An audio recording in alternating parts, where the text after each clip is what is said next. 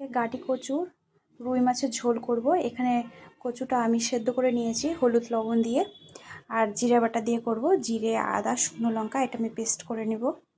এখানে আমি লবণ হলুদ দিয়ে মাছটা ম্যারিনেট করে নেব। রুই মাছটা এইভাবে লাল লাল করে ভেজে নিতে হবে। এই মাছ ভাজা তেলের মধ্যে আমি এখন মশলা বাটাটা দিয়ে দেব।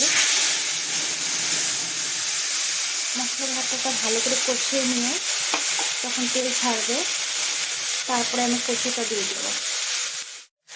মশলাটা কষে গেছে, এখন আমি লবণ দিয়ে দেব, হলুদ দিয়ে দেব,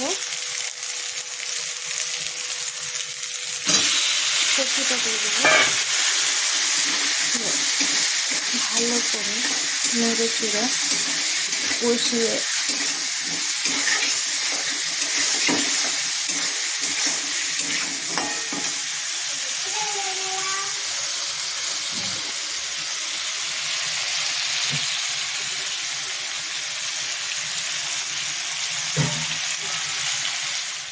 কষানো হয়ে গেছে। আমি জল দিয়ে দেব।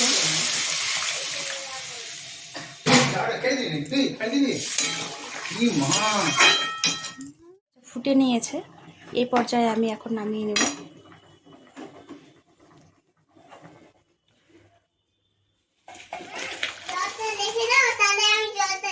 গরম হয়ে গেছে, এখন আমি ফোড়ন দিয়ে দেবো। দিলাম তেল,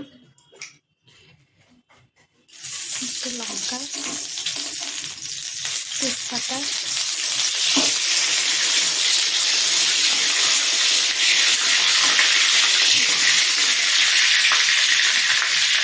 দিলাম জিরে।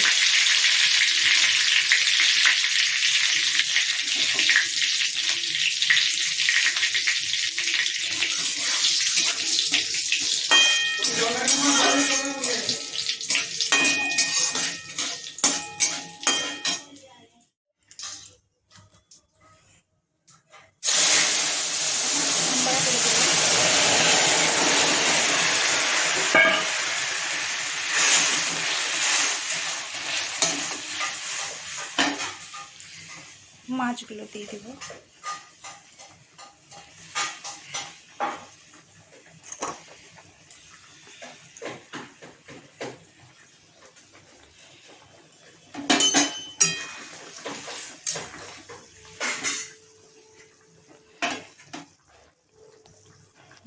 একটু ফুটে নিলেই আমি নামিয়ে নেব।